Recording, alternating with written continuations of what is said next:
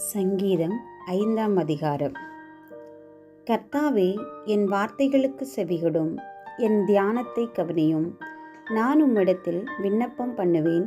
என் ராஜாவே, என் தேவரே, என் வேண்டுதலின் சத்தத்தை கேட்டருளும். கர்த்தாவே, காலையிலே என் சத்தத்தை கேட்டருளுவீர். காலையிலே உமக்கு நேரே வந்து ஆயத்தமாகி காத்திருப்பேன். நீர் துன்மார்க்கத்தில் பிரியப்படுகிற தேவன் அல்ல. தீமை உம்மிடத்தில் சேர்வதில்லை. வீம்புக்காரர் உம்முடைய கண்களுக்கு முன்பாக நிலை நிற்க மாட்டார்கள். அக்கிரமக்காரர் யாவரையும் வெறுக்கிறீர். பொய் பேசுகிறவர்களை அழிப்பீர்.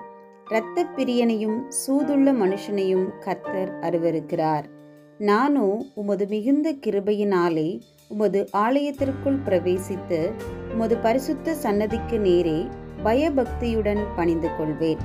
கர்த்தாவே, என் சத்துருக்களின் நிமித்தம் என்னை உம்முடைய நீதியிலே நடத்தி எனக்கு முன்பாக உம்முடைய வழியை செவ்வைப்படுத்தும். அவர்கள் வாயில் உண்மையில்லை, அவர்கள் உள்ளம் கேடுபாடுள்ளது. அவர்கள் தொண்டை திறக்கப்பட்ட பிரேதக்குழி. தங்கள் நாவினால் இச்சகம் பேசுகிறார்கள். தேவனே, அவர்களை குற்றவாளிகளாக தீரும்.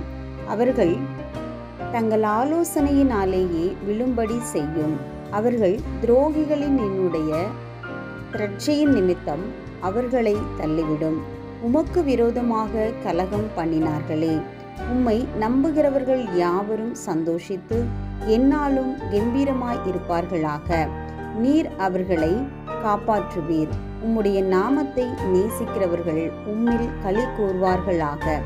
கர்த்தாவே, நீர் நீதிமானை ஆசீர்வதித்து காருண்யம் என்னும் கேடகத்தினால் அவர்களை சூழ்ந்து கொள்வீர். ஆமேன்.